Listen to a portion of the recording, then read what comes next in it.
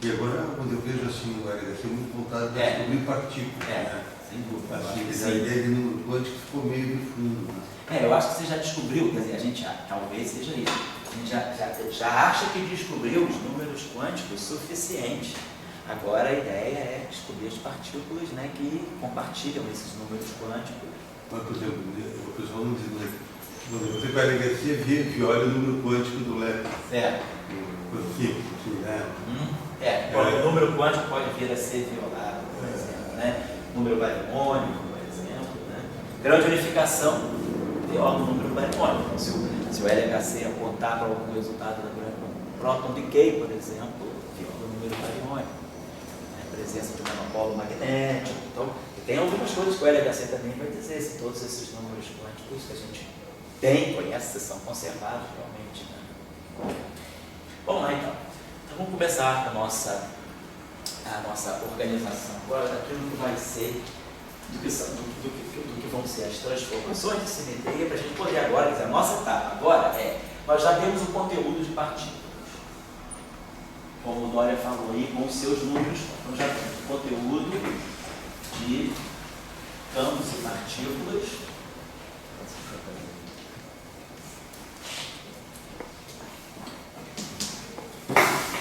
Com os seus respectivos. Vamos colocar números quânticos, né?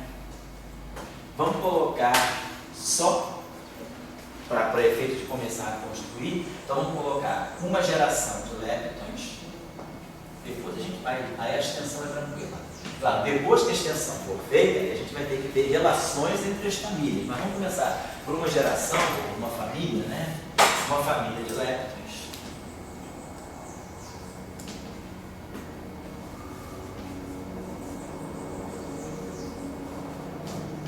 Vão ser para nós, então nós já sabemos, vamos colocar nessa estrutura o neutrino leve, o elétron, entendendo agora que isso aqui é um campo de 4 componentes, isso aqui é um campo de 4 componentes, então isso aqui é um objeto com 8 componentes. As 4 primeiras são o espidor do neutrino e as 4 de baixo são o espidor do elétron. Supondo que eu estou numa representação genérica das matrizes de campo. E a outra partícula é o elétron right.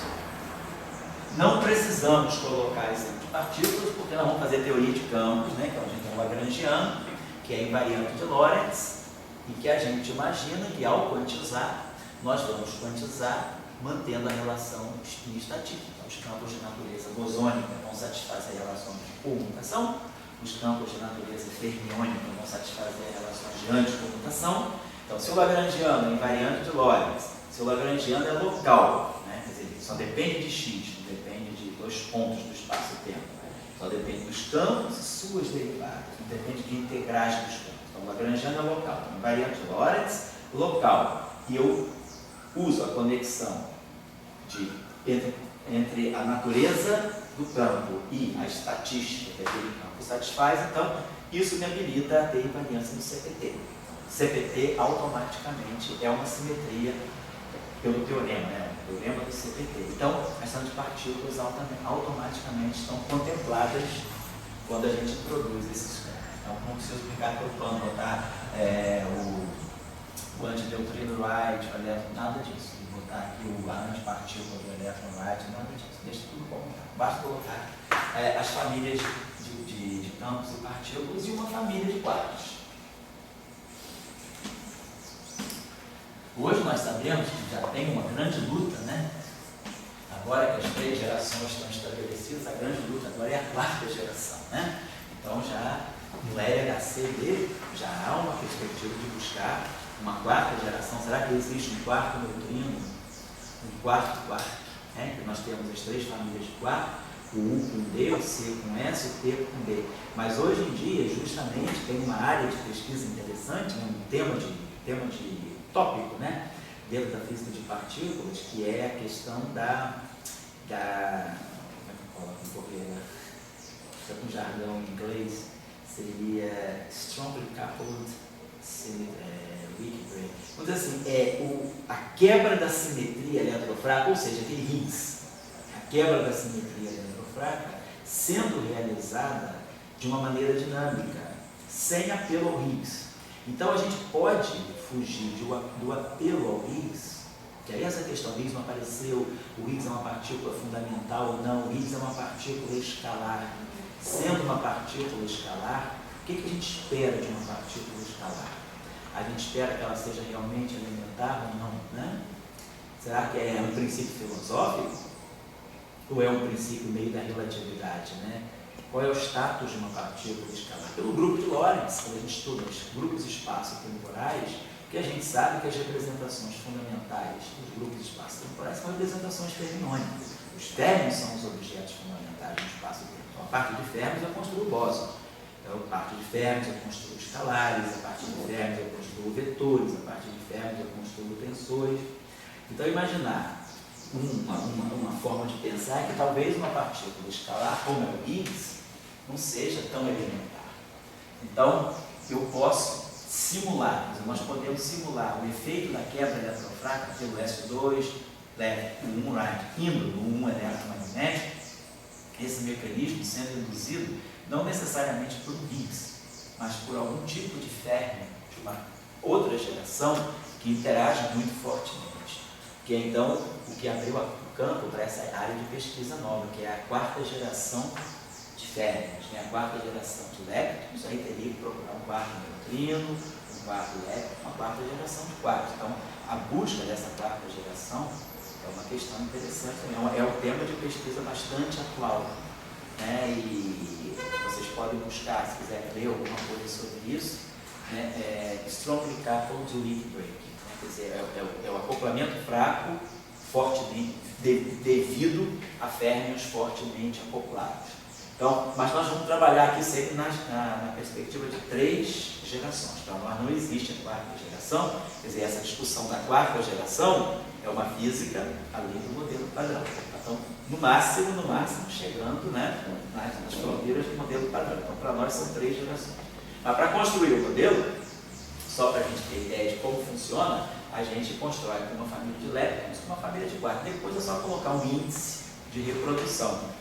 Um índice A igual a 1, primeira família, A igual a 2, segunda família, A igual a 3, terceira família. Do ponto de vista dos números quânticos, a compreensão dos números quânticos, as propriedades de transformação sobre as simetrias e as interações com os bósons de Gauge, basta colocar uma família. Depois a gente, daqui umas 3 aulas, provavelmente, a gente, na quarta, quinta aula, a gente coloca o índice de família. Então, a primeira família de quartos, então nós vamos colocar o quarto que tem a carga mais alta, que é o quarto U, tem carga 2/3, e o quarto D tem a carga menos 1/3. E depois existem 2 quartos singlet, né? O U right e o D right. Então vocês observam que não tem dublete aqui, porque aqui também não tem dublete. Então, o setor right, ele fica por conta de uma simetria U1, uma simetria abeliana, e o setor left fica por conta dos triplex, do S2. Então, I igual a meio, I igual a meio. Vamos ver agora. As correspondentes antipartículas CPT. As correspondentes antipartículas automaticamente estão sendo levadas em conta quando a gente escreveu um lagrangiano que é local, que é invariante de Lorentz e que na quantização os campos respeitam a conexão spin-estatística. Eu estou salvo que eu não preciso colocar a mão as antipartículas, está tudo embutido dentro. O próprio campo descreve a partícula e a antipartícula. Você pegar o complexo conjugado do campo, né, que vai aparecer psi-barrado, automaticamente o pósitron está sendo levado em conta. Então, vamos ver as transformações de simetria. Então, vamos fazer o seguinte. Para não ficar carregando, né, aquela hora a gente vai mais afinando a notação, mas é sempre lembrando que essa notação tem um monte de coisa guardada lá. Eu vou definir um L maiúsculo para dizer super left, né? Isso aqui significa esse dublete, significa isso aqui. Então esse L grande é o dublete de fermions left, né? De leptons left. Então, claro, então eu estou colocando esse índice L aqui. Claro, eu posso colocar um índice aqui, quando esse índice for 1 significa isso, quando esse índice for 2 significa isso. Mas eu estou colocando nessa estrutura, lembrando que isso aqui é um férmio, isso aqui é outro férmio, já expliquei isso aqui. E o elétron right, eu vou deixar é right mesmo. No setor de quarto, só para a gente depois colocar as leis de transformação, vamos pegar, vamos fazer o seguinte.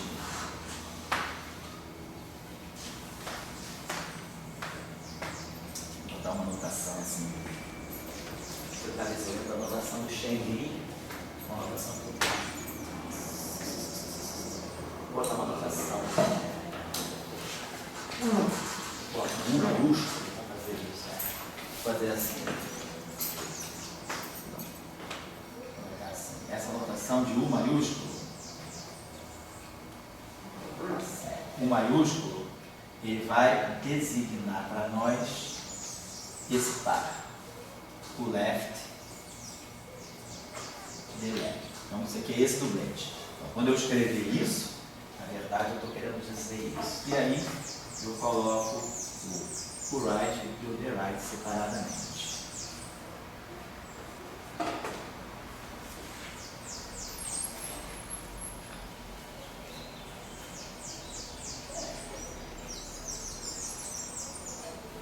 Acho que a notação do Shen-Li, ele não coloca o não, vou tocar aqui, peraí. Vamos fazer o seguinte, vamos chamar, vamos fazer isso aqui, chamar isso aqui de P.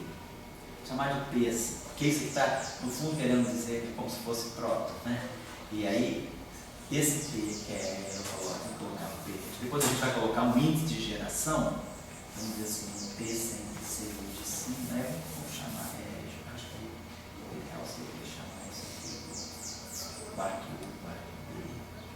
Tá certo, vamos chamar isso aqui de, vamos chamar isso aqui de U, depois a gente muda a notação. Vamos chamar isso aqui de super U. Então, esse U aqui significa esse dublete de quartos, né? E aqui o singlete. Beleza, só isso. Agora vamos definir as leis de transformação. Então vamos ver. Quem é dublete de SU2? Então vamos fazer primeiro as transformações SU2. SU2 é um grupo não abeliano, com 3 parâmetros, né? As transformações típicas que nós sabemos de SU2, né? É que na representação, quer dizer, nós temos o que caracteriza o grupo SU2 é essa lei, né? Essa lei de geradores aqui, vamos colocar assim, GI, GJ igual a I, epsilon I, JK, GK. Então, a representação meio, né?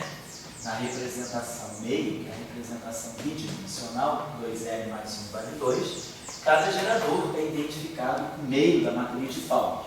Então, nós sabemos que um gerador GI ele é um meio de sigma I. Né? De fato, essa relação aqui eu teria, né? Um meio de sigma I comutador com um meio de sigma J, devido à relação entre as matrizes de Pauli, isso aqui dá I, epsilon I, JK, um meio de sigma K. Então essa é a álgebra de Mie SU2 sendo realizada no setor bidimensional. Depois eu posso ter, por exemplo, triplete. Eu posso ter a representação tridimensional de SU2. Meio aqui 1. Representação tridimensional, eu pego as minhas matrizes da seguinte maneira. A minha matriz GI, elemento JK, é menos I, epsilon I, JK. Ou seja, essa matriz, essa representação é tal do G1 é menos I 0, 0, 0, 0, 0, 1, 0, menos 1, 0. O G2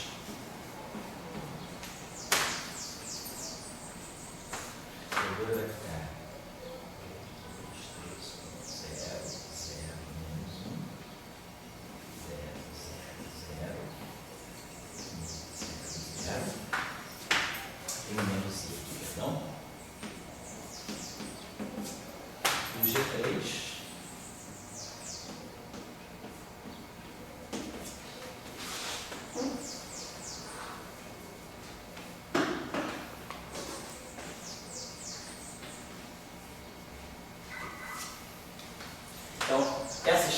matrizes aqui, em forma 3 por 3, elas satisfazem exatamente essa relação aqui. GI,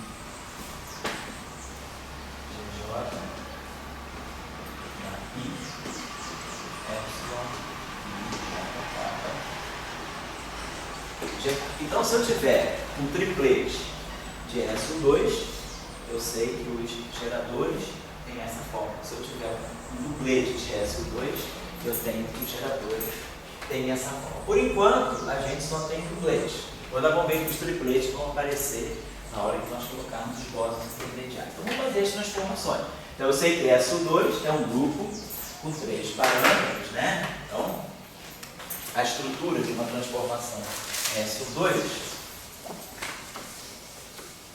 é uma transformação de SO2, vamos chamar assim, é uma transformação S, tá? Essa transformação aqui. Se eu pegar uma transformação S do grupo SO2, eu posso colocá-la nessa forma aqui, exponencial de I. Os parâmetros, vamos dizer, parâmetros ômega e GI. Quer dizer, a matriz que eu vou colocar aqui é a matriz da representação que eu estou considerando. Então, se eu estou pegando a matriz S em forma 2 por 2, eu vou pegar aqueles Gs. Se eu estou pegando a matriz S em forma 3 por 3, eu vou pegar esses Gs aqui, tá certo? Então, aqui eu coloco o G da representação, eu vou chamar aqui de representação irredutível que eu estiver trabalhando. Então, se eu tiver uma representação 4 por 4, eu teria que escrever os geradores, claro, de forma 4 por 4. Mas de forma 2 por 2, então, como eu estou falando de duplete, então, para os dupletes de SO2, nós sabemos que são GIs, né? É meio das matrizes de Pauli. Então, essa matriz aqui então vai carregar esses geradores. Então, se a gente for fazer agora as transformações de SO2, nós vamos transformar então primeiro o duplete de elétrons. Então, eu teria que o L', o L' vai ser exponencial, aí vai ter o fator meio que vem lá do sigma, né? I sobre 2, ômega e sigma I. Então, isso aqui atuando em L. Então, essa transformação aqui, né, ela vai atuar em cima do neutrino. Vai misturar, então, o neutrino, né? Eu teria aqui isso. Teria neutrino leve transformado. Elétron leve transformado.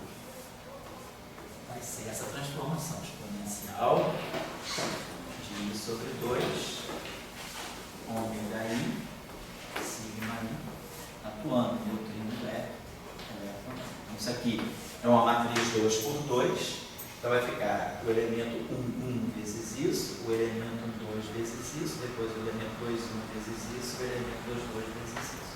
Então, essa é a matriz. A transformação SO2 do setor do duplete leve de neutrino, de elétron, de matéria. Claro, o elétron right é singlet. Quando uma transformação é singlet, significa que todos os geradores são zero.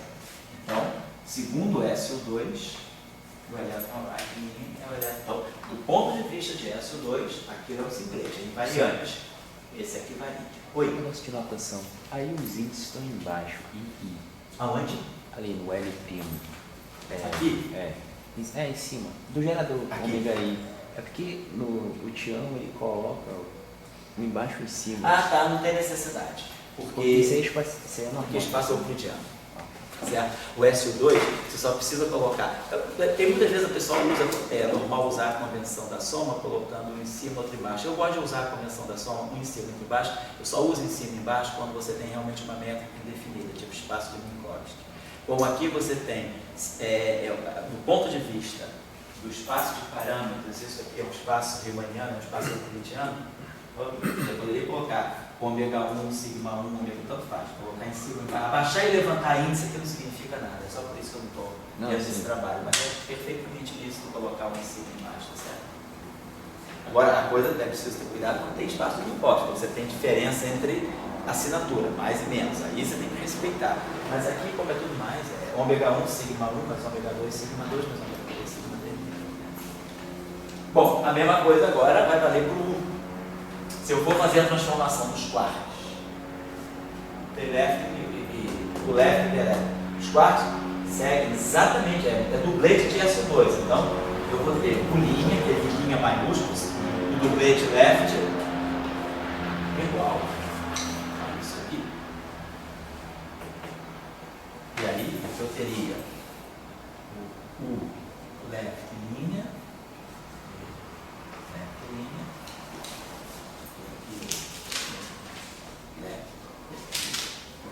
e aqui é a mesma coisa. O quarto, o right, é singlete de SO2, então não tem transformação. Singlete invariante. E o quarto, the right, também é singlete de SO2, então não tem transformação. Então essas são as transformações sobre o grupo SO2. Lembrando que a nossa motivação é que aí dentro eu tenho o eletromagnetismo. O eletromagnetismo é associado a uma simetria U1 local. Então, eu não disse, está implícito que eu vou estar fazendo a teoria de Yang-Mills, ou seja, essas transformações não são transformações globais, são transformações locais. Então, esses ômega I são parâmetros que são em função do ponto do espaço-tempo onde o campo está. Estou fazendo transformações locais. Tá? Então, as transformações locais, nós sabemos que elas são bem motivadas, né? É importante nós termos transformações locais, sobretudo quando nós estamos falando de propagação de spins maiores do que meio. Então tem toda, vamos dizer assim, a discussão que a gente tem aí é a simetria ser local, ou seja, eu já estou partindo do pressuposto que nós vamos estar trabalhando com uma formulação de Yang-Mills. Professor, na parte direita, Oi? no faltaría exponencial debido a simetría local. Oi? La parte direita, a parte direita dos quartos. Isso, então esses ômegas aqui são locais. Poderiam ser globais, eu poderia ter parâmetros globais. No, pero la parte direita. A parte direita. Aqui? Sí, Não, eles são singletes mesmo sobre a simetria local. mas para uno ele não transforma como exponencial e a função. Ah, agora eu vou dar as transformações 1. Essas são as transformações S2. Esses são, até agora, eu estou dando a transformação SO2 de todos os campos. Então, esse linha aqui significa SO2. Por enquanto, foi o que eu falei com vocês, eu estou fazendo só as transformações SO2 do campo. Perfeito, Juan. Agora, nós vamos fazer todas as transformações com 1.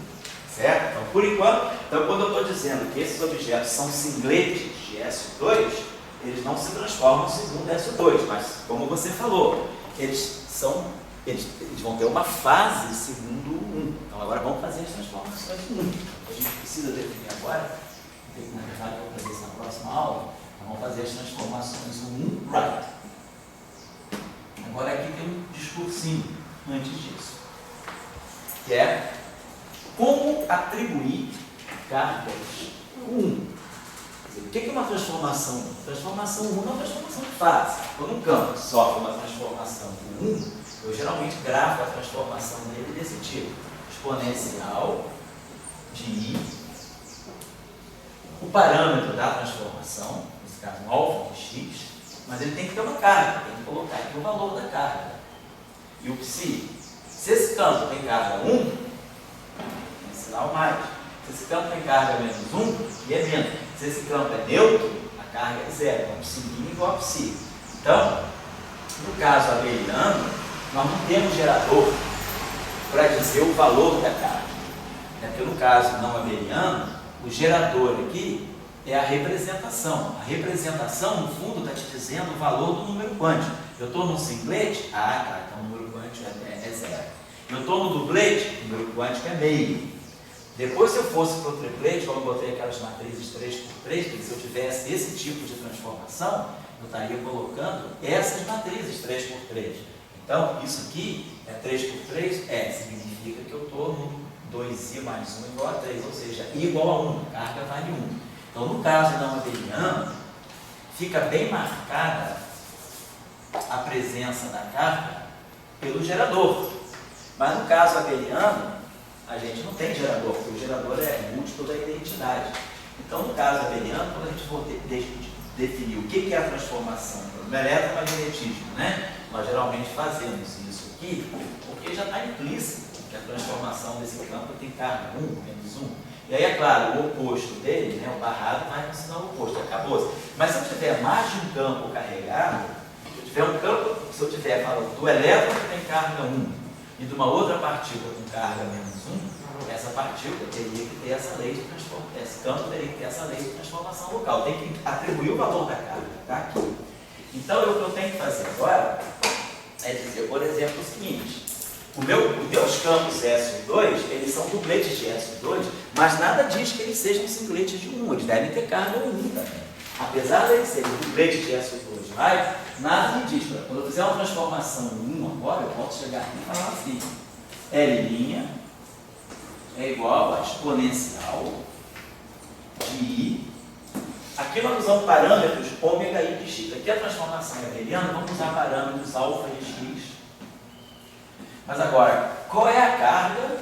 Vamos botar assim, a carga left, a carga right, o valor da carga desse objeto aqui, desse dublete, atuando no elétron. Quando eu pegar o U, a mesma coisa. Esse cara aqui, ver qual vai ser o valor das cargas alfa de x, eu vou ter que colocar aqui o valor da carga do que do U. Aqui ficou ruim esse aqui, porque parece que é a carga, a simetria é right, mas esse aqui é o valor. Vou botar o valor que é maiúsculo, vamos chamar isso aqui de carga aqui. Então essa carga aqui é a carga do dublete elétron, quer dizer, a carga do elétron. Essa carga aqui é o valor da carga do dublete. Depois eu tenho os singletes. Então vamos lá. O elétron right sob a transformação do 1 é uma transformação de fase. Então vai ser a mesma estrutura, exponencial de I alfa de x. Agora, qual é a carga do elétron right? Essa carga, quanto simples, chato, né? Essa carga do elétron right. Isso aqui é do ano do elétron right. Tem que depois definir quanto vale essa carga. É 1, é 2, é menos 1, sei lá, é 0. Isso aqui não é eletromagnetismo ainda.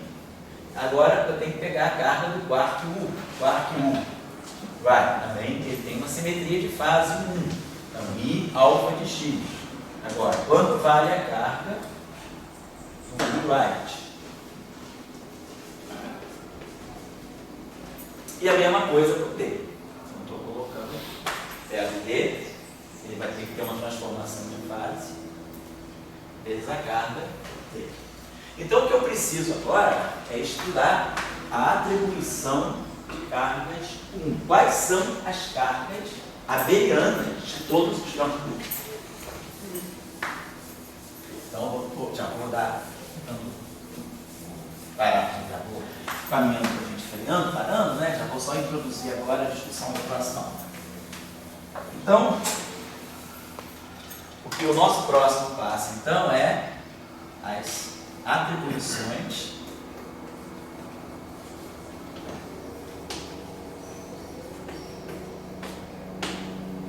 das cargas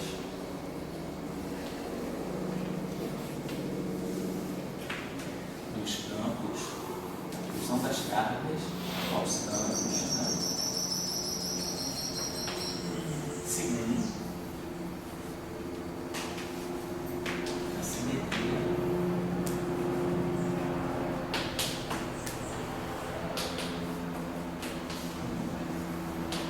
então, agora tem que ver como é que esses campos reagem a essa simetria. Tá, então eu vou só encaminhar a discussão. Então, a questão é que nós sabemos que daí deve nascer a simetria eletromagnética. A gente espera que essa teoria ela venha a ser uma teoria mais microscópica, mais fundamental para aquilo que vai ser o eletromagnetismo. Então, nós vamos, de uma certa maneira, vamos dizer assim, a premissa, né, na construção aqui da teoria eletromagnética fraca é que eu vou atribuir as cargas Q1, esse setor Q1, right, ele é meio colocado de coringa. Eu vou agora mexer com ele para eu poder, eu sei que uma certa hora tem que aparecer as cargas eletromagnéticas aí. Então, a atribuição das cargas, né, segundo o 1, ela é feita tendo em vista que a gente deve gerar depois qual é a atribuição de cargas eletromagnéticas. Nós vamos querer descrever o eletromagnetismo aí dentro. Então, a minha pergunta seria, a carga eletromagnética, como é que ela se situa? Quer dizer, tem que colocar, então, uma atribuição daquilo que é a carga eletromagnética em função das cargas, ou seja, dos números quânticos, né, de SO2, left e 1. Essas são as minhas simetrias iniciais. E aí eu tenho que ver como é que a carga elétrica fica em função desses números quânticos. A carga elétrica não é uma simetria fundamental aqui. Eu não estou formulando o modelo em termos da carga elétrica, mas eu sei que eu vou querer reproduzir depois o eletromagnetismo. Então as cargas têm que sair certas. Então eu sei que, do ponto de vista das cargas eletromagnéticas, né, o elétron vai ter carga menos 1, o neutrino, o elétron left e o elétron right. Ambos vão ter carga menos 1. O neutrino left tem carga 0. O quarto seja na forma U left, então aqui o U, seja na quer dizer, a quiralidade não muda o sinal da carga, então seja o quarto U left, o quarto U left e o quarto right, a carga dele é mais 2/3 da carga, e o quarto D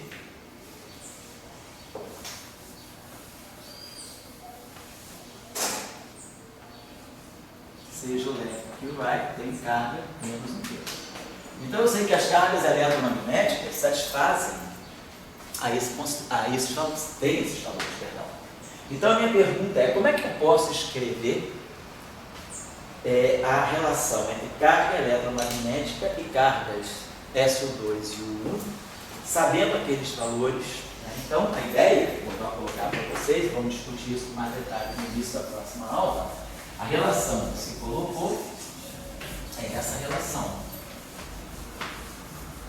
Os campos, né, todos estão em representações de SO2. Então, do ponto de vista do SO2,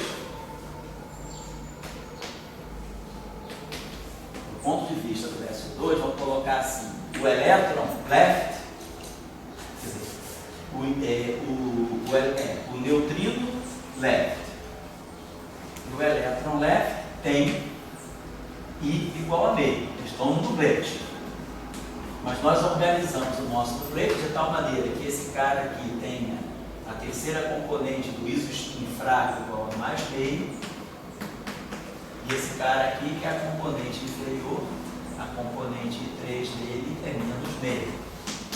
O mesmo vale para o quarto U e para o quarto D em inversão left no duplete. Quem está em cima tem meio, quem está embaixo tem menos meio. Então, o U tem tem o I3 igual a mais meio, ele é a componente superior, nós adotamos colocar o U em cima e o D embaixo, e o D tem menos meio. Então, eu conheço as cargas U1 de todos os objetos elétricos, e claro, as cargas SO2, perdão. E aí, é claro, para o elétron right, para o U right e para o D right, I igual a 0. Isso é singlete. Singlete, 2J mais 1 igual a 1, só tem uma componente do ponto de vista dessa simetria. Então, eles têm todo o número quântico de SO2 deles é 0, eles são singletes de SO2. Tanto é que a exponencial, os geradores são todos 0, né? Eu teria isso aqui, I, ômega I, GI, né? Atuando em cima desse objeto.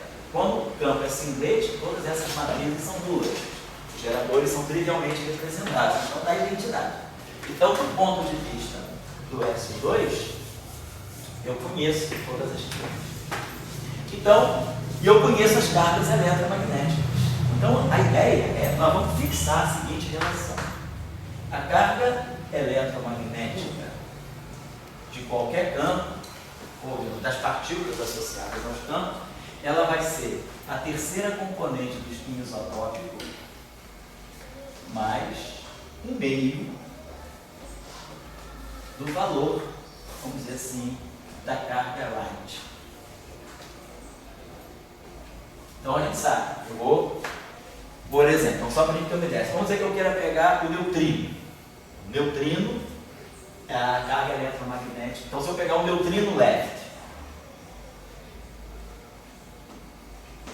a carga eletromagnética dele é zero. O neutrino é a primeira componente do espinho, do dublete. Então, o I3 dele é mais meio. Então, o neutrino left, ele tem uma carga não trivial segundo a simetria right. A carga dele vai ter que ser menos 1 para poder isso aqui dar zero. Então, digamos, o dublete tem uma carga right igual a menos 1. Então, realmente, o dublete... vamos ver agora a carga do elétron left. O elétron eletromagnética, uma carga elétrica e uma carga rápida. Isso. A carga eletromagnética é uma combinação dos dois números quânticos. Desse número quântico de Essa é a S2. carga elétrica. E 3 aqui já está mais definida, a carga elétrica. Isso. Mas se definir, vai ter duas cargas. Né? Vai ficar com duas cargas, isso. Vamos pegar aqui o elétron. O elétron left. Qual é a carga eletromagnética dele? É menos 1. Ele é a componente de baixo. Então ele é menos meio. Então aqui mais meio vezes a carga right dele. Para que isso aqui dê menos 1, então isso aqui também tem que ser menos 1. Então, o que eu entendo é o seguinte, quando eu pegar o dublete de neutrino left com o elétron left, esse dublete é dublete de SO2, mas ao mesmo tempo eles vão ter uma transformação de fase não trivial segundo o U1, porque a carga deles é menos 1. Então eles vão ter uma transformação de fase segundo o U1 right. Então eu vou fixar, então a ideia é essa. A carga right ela é uma carga colocada meio auxiliar. O que eu sei, o que eu quero no final de tudo, é a carga eletromagnética. Então, para construir o eletromagnetismo a partir de duas simetrias fundamentais, eu já vou, é como se eu fosse uma condição de contorno. Eu já sei o resultado, eu sei o que eu quero reproduzir, que é o eletromagnetismo, e eu quero entender se eu consigo reproduzir o eletromagnetismo a partir dessas duas simetrias. Para eu ter as cargas eletromagnéticas corretas, eu fixo essa relação. O que é a carga eletromagnética na teoria eletrofraca antes da quebra da simetria, ou seja, antes do Higgs entrar em ação? Lembre que eu tenho sempre, né, isso aqui é o enredo de tudo. Aqui está tudo para nós. Aqui está o left, aqui está o right. Aqui está a transição de fase, o Higgs.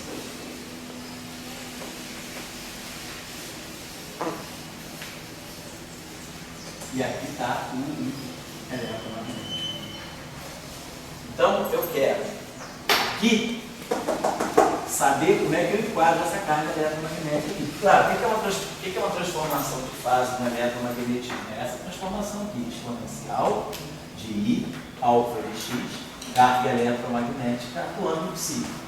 Se eu sei a carga eletromagnética de um campo, né, eu sei qual é a transformação dele. Então, eu preciso sempre saber a atribuição de cargas eletromagnéticas para poder fazer as transformações dele. Então, mas eu vou ter que saber isso, mas então eu quero saber essa carga que está aparecendo aqui, como é que ela se situa antes do Higgs entrar em ação. Então, essa é a relação. Então, vamos tentar compreender melhor por que essa combinação é a terceira componente, é o número quântico do SO2, left, mais um meio do número quântico associado à simetria, a carga 1. Então, essa carga, o 1 right, ela ajuda a constituir a carga eletromagnética. Então, como eu sei a carga eletromagnética, eu vou usar isso como vínculo para eu construir as cargas right. Como eu falei para vocês, a simetria sendo abeliana, ela acaba complicando a vida da gente. Quando a simetria não abeliana, O fato de eu ter duplete, triplete, eu sabendo o multiplete, onde a partícula está, eu naturalmente identifico o número quântico dele. Porque eu sei, está no duplete, está no octete, está no sextete, eu sei o número quântico dele. Mas numa simetria abeliana, não, só tem um número. Ela está sozinha. Então eu não tenho como colocar a partícula em um multiplete. Então a atribuição do número quântico abeliano é sempre mais solta, mais ambígua. Então eu vou construir uma teoria comum, mas eu preciso agora fixar as cargas no 1. Então eu fixo as cargas no 1, compreendendo, impondo que a carga eletromagnética que vai aparecer aqui, nessa fase aqui, ela é dada dessa maneira, ela está diluída dessa forma. Tá? Nós vamos começar a aula que vem a partir daqui, esse é o ponto de partida para a próxima aula, que não será semana que vem, semana que vem eu estou fora. Eu acho que a próxima aula, bom, eu fiz uma agenda completa com vocês, todo mundo pode consultar ela. Eu acho que é numa outra segunda-feira, eu acho que é dia 14. Para dia 16. Dia 16, então depois do feriado. Dia 16 é quarta. Dia 16 é 15. É quarta, perdão, o feriado é terça, 15. Então tem um super feriado, 14 e 15. Minha aula, eu não sei, está no e-mail, mas está na minha agenda. Está dia 16, não tá? Está que horas? 10 horas. Dia 16 às 10 horas. Então feriado, dia 2. Não, sabe por que eu não moro no Rio? Quando tem feriado longo, eu moro para a região da uma cidade pequena, perto de Cabo Frio, e aí eu pego a estrada de Cabo Frio. Eu fiquei aqui na Veste,